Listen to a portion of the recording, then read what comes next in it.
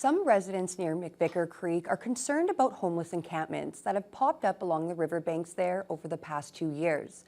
The issue sparked a lengthy debate at City Hall this week. Council has asked for a report back from administration in April to determine the appropriate next steps in dealing with the situation. Celios Bellos reports.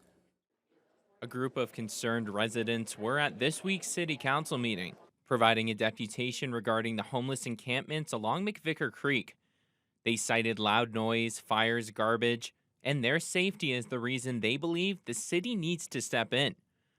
Board director of Brookside Manor Condos, Susan Lester, took the lead on the deputation, saying their calls for help in the past to the city, police, fire service, and other groups have fallen on deaf ears. Despite all our efforts, one thing was accomplished.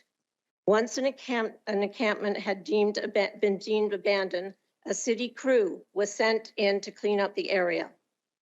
But the problem is getting worse. And how many encampments are there going to be next summer?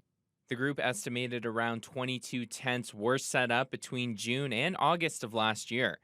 Councillor Rajni Agarwal explains that a possible solution could be altering the trail to deter people from setting tents up along it.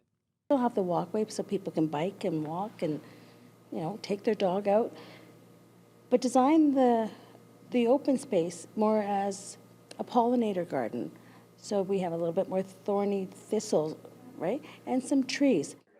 Last year, Council provided $15,000 in funding to Elevate NWO, allowing its workers to meet the homeless community on the front lines and provide them with essentials such as food and health services.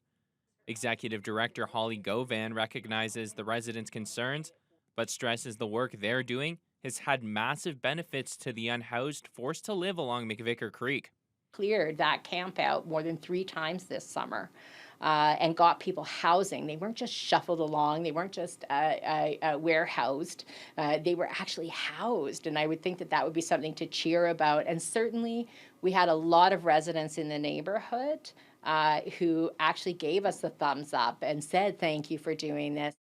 Council ultimately decided to receive a report back in April with options to addressing the encampments along McVicar Creek. Celios Bellos, TBT News.